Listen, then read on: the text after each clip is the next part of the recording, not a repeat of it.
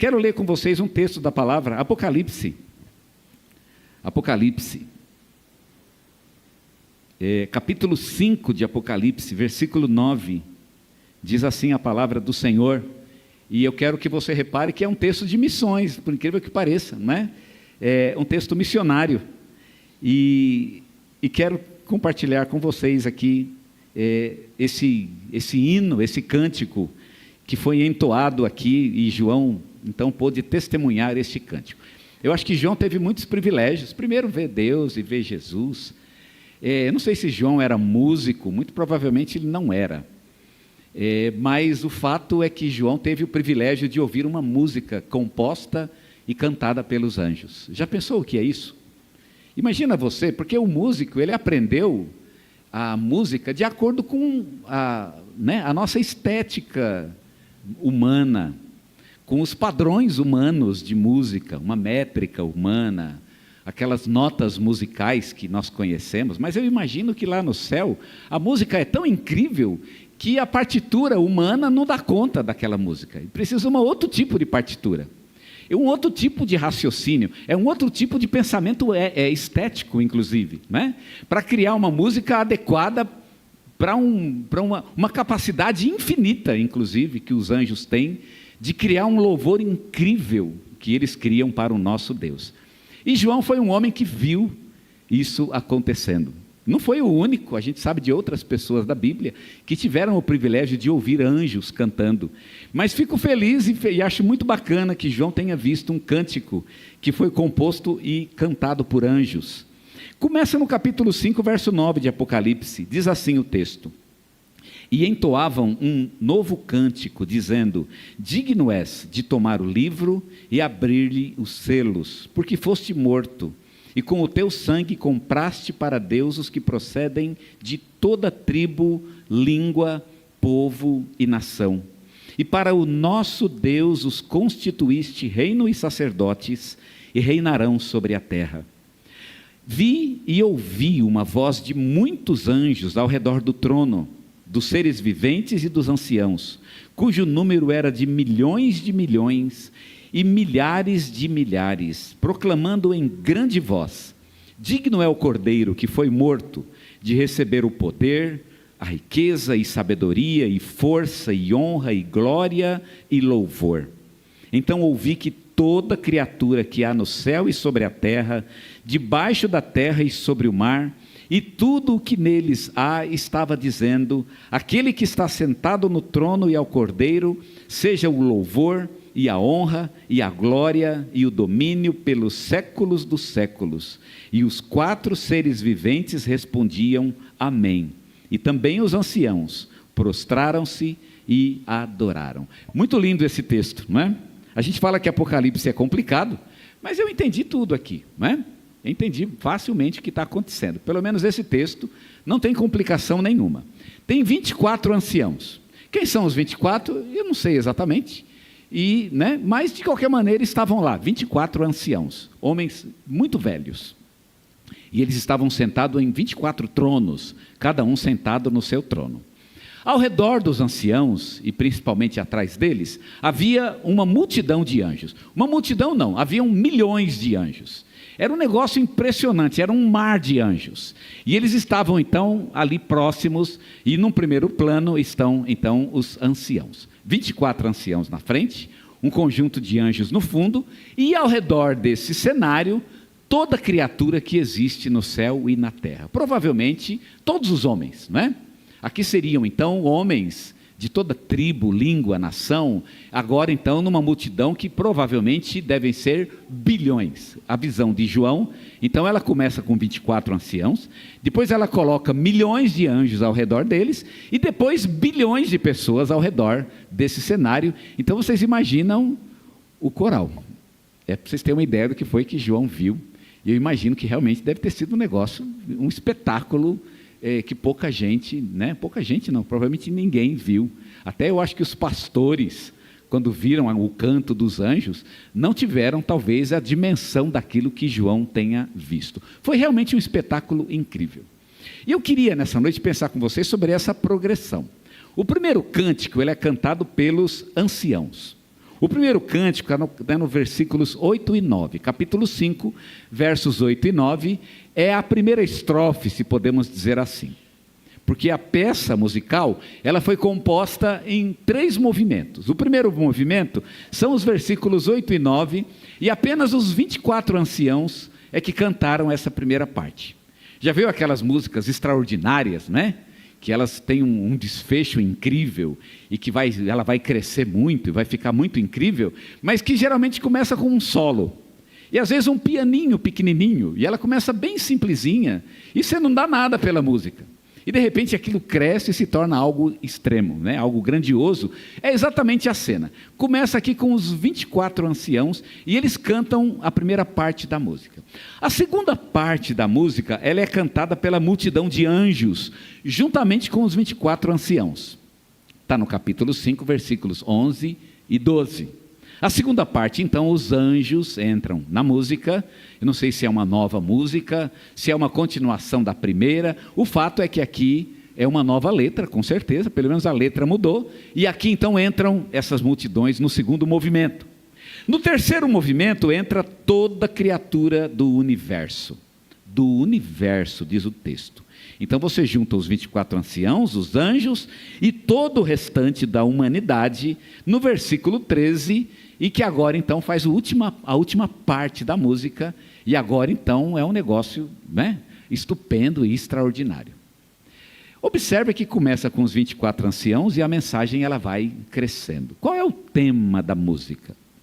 O tema da música, e a música de fato, são 3 músicas diferentes, ou 3 estrofes de uma mesma música, a gente não sabe dizer, não é?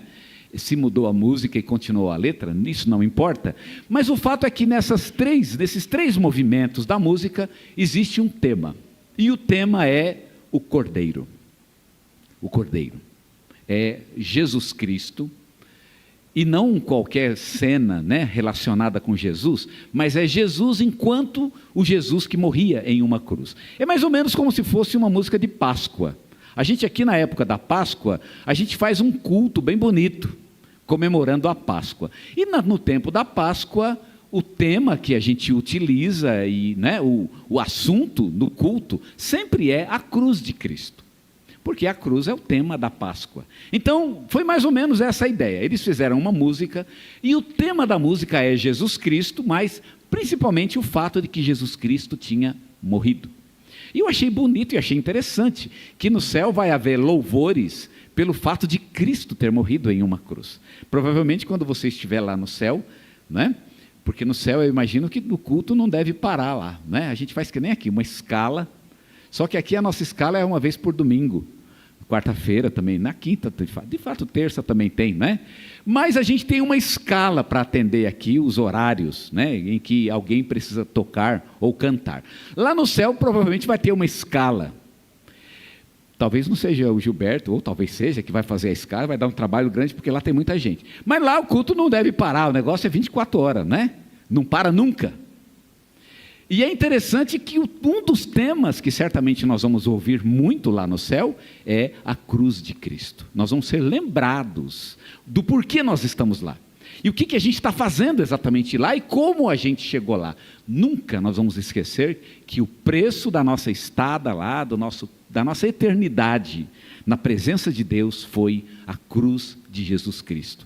Então eu acho interessante que o louvor que cresce é o louvor ao Cordeiro que foi morto. A música começa exatamente falando isso, né? Ao Cordeiro que foi morto, e Jesus então é louvado nesse grande louvor, nesse incrível louvor que é prestado pelas criaturas, a partir dos 24 anciãos. Bem, eu quero pensar no que esse texto mostra para a gente. O texto mostra então como a mensagem ela vai crescendo. A mensagem começa com um pequeno grupo, apenas 24 homens cantando, e ela então vai crescendo, né? Ela passa para o coro dos anjos e por fim toda a humanidade canta a música ao Cordeiro. E eu quero pensar um pouquinho no que isso significa. Primeiro, ela mostra que o reino de Deus, ele está sendo pregado no mundo. De que o Cordeiro está sendo anunciado no mundo. Irmãos, neste momento o Cordeiro está sendo anunciado no mundo. E é assim que começa o Evangelho. O Evangelho, ele é uma palavra. Não é à toa que a palavra que a gente usa para falar a respeito desse anúncio do Evangelho é palavra, porque o Evangelho ele é anunciado e ele precisa ser anunciado. Mas não é uma palavra qualquer, é o poder de Deus sendo anunciado. Nós falávamos com os jovens ontem a respeito do Armagedon, que é a última grande guerra entre o bem e o mal, e a gente falava que o mundo tem armas contra nós, armas contra a igreja. Isso está lá em Apocalipse capítulo 19, e o mundo joga míssil, e tem tanque, tem metralhadora, o mundo tem toda arma biológica, tem todo tipo de arma contra a igreja. E qual é a arma que a igreja tem para lutar contra o mundo? A palavra de Deus.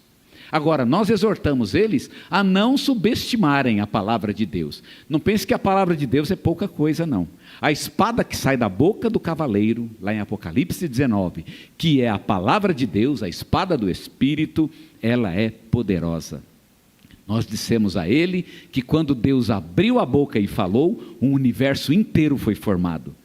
Então é de bom senso, se você vai lutar com Deus, ficar bastante preocupado se ele for abrir a boca, porque do mesmo jeito que ele cria o universo abrindo a boca, ele pode acabar com o universo com uma só palavra, porque o Evangelho é poder. Paulo diz em Romanos, o Evangelho é o poder de Deus para a salvação de todo aquele que crê. E é interessante, o Evangelho é palavra.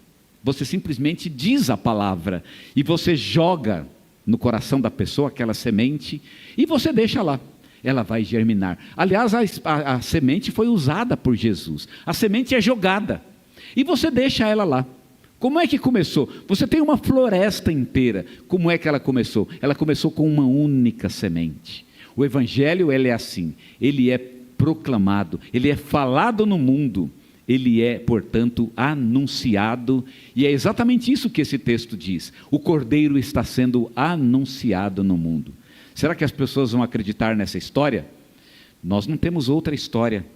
Será que o mundo vai engolir de que aquele homem agonizando na cruz é o próprio Deus morrendo por eles? Nós não temos outra história. É a única história que temos para contar. Se não acreditarem nessa, infelizmente nós não temos outra história. Mas o texto diz, o mundo vai acreditar. Confia no poder da palavra. O Evangelho é poderoso em si mesmo. E quando ele é pregado, ele é o poder de Deus em ação na vida das pessoas a quem nós falamos dele. Então a primeira coisa que esse texto nos mostra é um Evangelho sendo pregado. A segunda coisa que esse texto mostra é um Evangelho sendo aceito.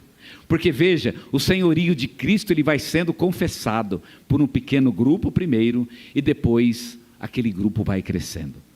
E aí os anjos e depois toda a terra começa a louvar ao Senhor. São bilhões de vozes no final. 24 anciãos. Por que 24 anciãos? A palavra 24 ou o número 24, ele tem um simbolismo na Bíblia. Talvez não o número 24, mas o 24 ele é o dobro de 12. E 12 sim, tem um número muito importante na Bíblia. 12 representa, portanto, os 12 apóstolos. Lembram das 12 tribos de Israel? Os 12 apóstolos representam a igreja do Novo Testamento. E os outros 12, os outros que faltam para completar os 24, representam os santos do Antigo Testamento. Nós temos aqui, portanto, o Antigo e o Novo Testamento representados. Aqueles que aceitaram a Jesus no Novo Testamento, representados pelos apóstolos, e aqueles que aceitaram Jesus no Antigo Testamento, representado então pelos últimos 12. E portanto nós temos aqui todos louvando ao Senhor, todos exaltando ao Senhor, tanto aqueles do Antigo quanto do Novo Testamento. Eles aceitaram o Evangelho através de Jesus Cristo. Aqui mostra então Jesus sendo aceito. Primeiro você anuncia, e aí as pessoas o aceitam. E quando elas aceitam, algo acontece dentro delas. O coração delas de repente muda. O meu coração mudou quando eu aceitei a Jesus. Eu não sei o que aconteceu. Alguém fala, agora você não tem, está tudo bem com a tua vida? Não é que está tudo bem, eu ainda tenho algum tipo de problema. Você venceu tudo? Não venci tudo. Venceu o pecado definitivamente? Eu sinto que o pecado ainda está lá. E de vez em quando ele brota. Mas sabe o que acontece? Eu percebo que mesmo quando o pecado brota no meu coração, tem alguma coisa dentro dele que está diferente. Antigamente eu daria livre asa às minhas ideias, aos meus conceitos, ao meu egoísmo, ao meu próprio orgulho, mas eu sinto que hoje tem uma coisa diferente, eu não consigo mais seguir esse caminho. Aquela ideia de me afastar de Deus, eu até podia pensar nisso antigamente, e talvez eu até fizesse isso mesmo. Me afastaria de Deus e viveria uma vida tranquila, longe de Deus, porque sempre vivi tranquilo longe de Deus. Nunca precisei dele, pois é, eu não sei o que aconteceu, que agora eu preciso. Agora eu não consigo mais pensar na minha vida sem Ele. Não existe mais um eu sem Deus. O que aconteceu? O Evangelho foi aceito e algo mudou dentro de mim. Algo mudou. Quando o Evangelho é aceito, algo muda dentro da pessoa. E uma das coisas que mudam é que Cristo começa a ser exaltado nesta vida. E sabe, a gente fica triste quando vê que Cristo não está sendo exaltado. Não é só uma questão, estou com problema, meu filho, minha filha está com problema, meu pai, minha mãe, minha tia, minha esposa, meu marido. Não é só o problema de você ter uma pessoa ligada a você e que você queira controlar a vida dele. Não. É triste ver alguém que não glorifica Jesus como você mesmo glorifica. Isso dói no coração. Gente, como é que Jesus pode ser tão indiferente na vida de uma pessoa se ele é tão importante para mim? Ele é a minha própria vida. E a gente começa a não aceitar mais este fato. O fato de que existam pessoas que não se dobrem diante dele. Como isso é possível? Eu não poderia viver sem ele. E tem tanta gente vivendo sem ele. Algo mudou dentro de mim. Eu preciso realmente admitir, algo mudou. Eu não sou mais o mesmo e é isso que o Evangelho faz. Primeiro ele é pregado, depois ele é aceito. Aqui a ideia do louvor que cresce é como se ele vai sendo aceito, né? As pessoas vão aceitando o Cordeiro. E vão recebendo a ministração do Cordeiro, e vão sendo transformadas pela obra do Cordeiro. No terceiro momento, esse texto mostra também que o Evangelho de Deus, ele vai se tornando pleno, ele vai crescendo e expandindo. É mais ou menos como uma erva, né? Aquela erva daninha, que às vezes uma pequena semente, ela brota e ela germina, e quando você percebe, todo lugar está dominado por aquilo. O Evangelho é assim, ele começa com uma semente e é da sua natureza expandir. Então você não precisa ter pressa, você coloca o Evangelho num lar. Mas a única pessoa que aceitou Jesus fui eu. Não, fique tranquilo, leve o Evangelho para o seu lar. E viva o Evangelho no seu lar. Sabe o que vai acontecer? Os outros vão ver a diferença. O Evangelho é como uma praga, não é? O negócio contamina, porque uma hora pega o outro, e quando pega o outro já era. E de repente já pega o outro, quando você percebe o que está acontecendo, as pessoas elas vão recebendo o Evangelho, e o Evangelho vai sendo difundido. Isso não acontece somente com famílias, isso pode acontecer numa sociedade inteira. Sociedades que você via que não tinham nada, não tinham Deus, sociedades que eram completamente ateias, que não tinham nenhum tipo de relacionamento com Deus. De repente uma única pessoa que aceita Jesus, um único missionário que vai naquele lugar e coloca uma semente, aquilo de repente brota, e aí o Evangelho vai crescendo. Nós nunca vamos transformar sociedades inteiras. Irmãos, já transformamos muitas sociedades hoje são cristãs. E sabe como começou? Com um único missionário que foi lá, que pregou o Evangelho, que falou, porque é do Evangelho expandir, crescer. Quando falamos de missões, estamos lembrando dessa característica do Evangelho, ele expande. Jesus usou muitas figuras para falar sobre isso. Ele falou, por exemplo, que o Evangelho é que nem uma massa que é levedada. Você coloca só um pouquinho de fermento e olha o resultado, não precisa de muito. Eu já falei que eu já tentei fazer pão, né? Tentei fazer bolo, não deu certo. Eu fico achando que talvez o problema é que eu não acreditava que pouco fermento resolve. Mas tanta massa, talvez um pouquinho mais de fermento. Não, filho, não tenta pôr um pouco mais, não precisa. A quantidade é pequena mesmo. Com uma pequena quantidade ele leveda o resto. Não se preocupe. Toda a massa vai ser influenciada por aquilo. O Evangelho é assim. Você coloca só um pouquinho. E aquele pouquinho, de repente, ele se torna um todo. O Evangelho é pleno. Ele não apenas transforma toda a minha vida, mas ele começa a invadir também o meu ambiente. Quando eu vivo realmente o Evangelho, o meu ambiente é transformado para a glória de Deus. É do Evangelho fazer isso, faz parte dele. O Evangelho, portanto, se torna pleno, e é por isso que o último louvor e a última estrofe, ela é o louvor de toda criatura, de toda a criação, de todos os homens de fato, que agora se voltam para Deus, que o buscam, que o adoram. Por quê? Porque é do Evangelho espalhar e crescer. O Evangelho pega no coração, e quando ele pega no coração de alguém, irmão, vai por mim, a pessoa não pode mais ser a mesma.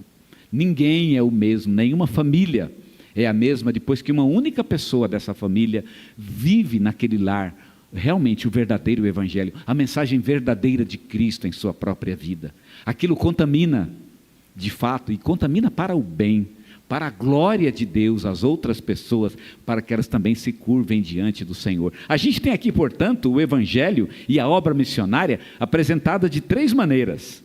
Primeiro, sob o aspecto dela. O que está sendo pregado? Porque se você pregar outra coisa, não vai dar certo. Pode até tentar, eu vou tentar um outro ângulo, não é? Porque Jesus, ele é cheio de ângulos, sabe disso. Lembra lá da visão de Isaías, no capítulo 1, onde Isaías viu um homem de 4 rostos, um para cada lado, né? Um na frente, um atrás, dos 2 lados, 4 rostos. E a gente sabe que aquilo é uma figura de Jesus Cristo, é uma profecia acerca de Cristo e dos 4 evangelhos, como a gente já estudou, inclusive na escola dominical aqui. Jesus tem muitos rostos. E ele pode ser visto por vários ângulos diferentes. Eu posso falar de muitas coisas sobre Jesus, mas a mensagem do Evangelho é uma só, a cruz. Mas tem coisa em Jesus que é mais palatável, não é? Tem coisa que é mais aceitável, é mais fácil de engolir, porque a cruz é difícil de engolir. Quando Paulo escreve para os Coríntios, ele diz: quando eu estive em vocês, eu não quis saber de nada, a não ser acerca de Cristo e este crucificado. E ele estava numa sociedade grega, que certamente teria rejeitado, e que rejeitou a cruz, inclusive. Quem conhece a história de Paulo no ministério em Atenas, sabe que o Evangelho foi rejeitado em Atenas, e um dos motivos é porque Paulo insistiu no ministério da cruz. E Corinto era uma cidade que ficava próxima de Atenas, era uma cidade grega, mas Paulo diz: eu preguei a cruz, eu não tenho outra mensagem. Se o mundo não engolir essa mensagem, então nós vamos ter problema, porque eu não tenho outra. A mensagem é a cruz, eu prego a cruz, e aqueles que vierem a Jesus vão ter que aceitar a cruz. É difícil, é incômodo, é estranho, as crianças vão chorar, né? Fecha os ouvidos das crianças, criança não pode ouvir. Eu não tenho outra, a mensagem é essa.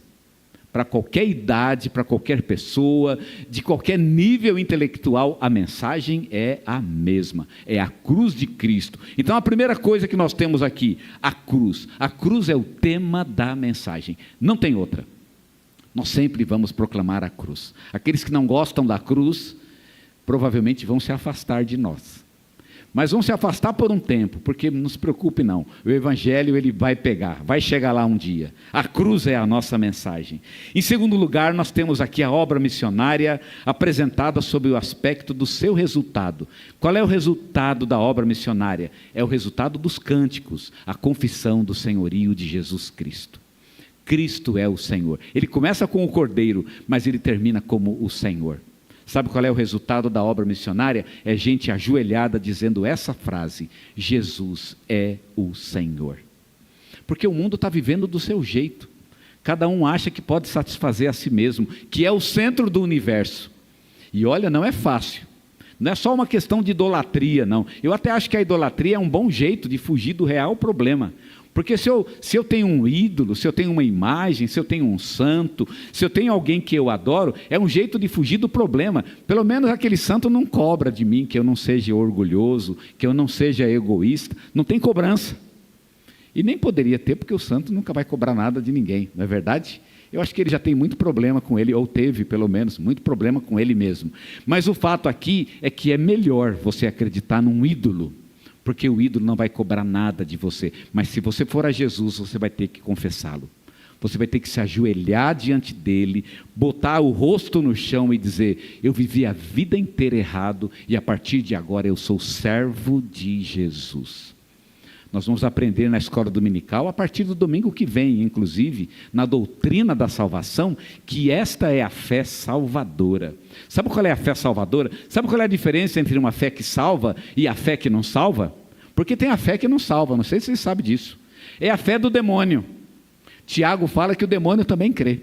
Ele também tem, é o mesmo verbo, inclusive, né? O verbo pistos, né? Que é o verbo, o pistel, que é o verbo crer, que está no Novo Testamento. Os demônios têm esse tipo de fé também, eles creem em Deus, eles sabem que Deus é verdadeiro, mas são demônios, nunca serão salvos, mesmo tendo fé. Mas tem uma fé que salva. Sabe qual é a fé que salva? É aquela que se coloca diante de Jesus com duas atitudes. Primeiro, a atitude de obediência. A partir de hoje eu sou um servo. Essa é a fé que salva. Não é do jeito que eu quero, é do jeito que Jesus quer. Não é mais para satisfazer meu ego, é para glorificar a Ele a partir de hoje, e você se coloca no seu lugar, no pó, na cinza. Mas tem um segundo elemento da fé que nos salva, é o espírito de filiação. Quando você ouve de Deus: não, você não é servo, você é meu filho. E aí Deus, você não tem espírito de escravidão, foi dado a você o espírito de filiação. Irmãos, essa é a fé salvadora. É uma fé que fica no limite entre ser o servo de Deus e o filho de Deus. Como servo, você se abaixa. Como filho, você se levanta. Como servo, você vai obedecer. Como filho, você desfruta simplesmente do fato de ser amado por Deus. Você tem um acesso com confiança. E você fica sempre naquela, não é? A confiança, mas também tem o serviço. Jesus é meu irmão, mas Ele também é o meu Senhor, e é nesse limite que se estabelece a nossa fé em Cristo. É exatamente essa a ideia da obra missionária. O resultado da obra missionária é exatamente a declaração do senhorio de Cristo. Aos Filipenses, Paulo diz que um dia toda língua vai se dobrar, e todo joelho vai se dobrar, e toda língua vai confessar que Jesus Cristo é o Senhor. O que ninguém hoje quer fazer, serão obrigados a fazer um dia. Nós já fazemos isso tranquilamente. Se é para dobrar, é já, não é? Não precisa nem esperar, é hoje. É para confessar o senhorio de Cristo? É agora mesmo, demorou. Demorou para quem? Para quem? Tem muita gente que não faz isso, tem muita gente que não dobra, e muita gente que não confessa. Pois é isso que o Evangelho faz. O Evangelho trabalha para a confissão do senhorio de Cristo. E por fim, a obra missionária tem como alvo a totalidade do mundo louvando a Deus. Esse é o alvo da obra missionária. É o dia em que o mundo inteiro vai se dobrar diante do Senhor, de um jeito ou de outro. Porque a palavra do Senhor é uma espada. Nós falamos lá no acampamento dos jovens sobre a espada. A palavra é uma espada, e uma espada é uma arma de ferir.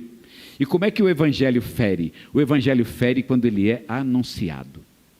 As pessoas às vezes têm medo de falar de Jesus para os outros, né? Eu vou falar de Jesus, eu tenho medo, o que ele vai pensar de mim? Né? O que ele vai falar? Aí tem medo, mas sabe quem tem que ter medo? É o outro. Por que o outro tem que ter medo? Porque depois que você falar com ele, a vida dele não é mais a mesma. Querido, eu vou te falar um negócio, eu vou te dar um conselho, é melhor sair correndo, porque depois que eu falar o que eu tiver que falar aqui, a sua vida não é mais o mesmo, é céu ou inferno.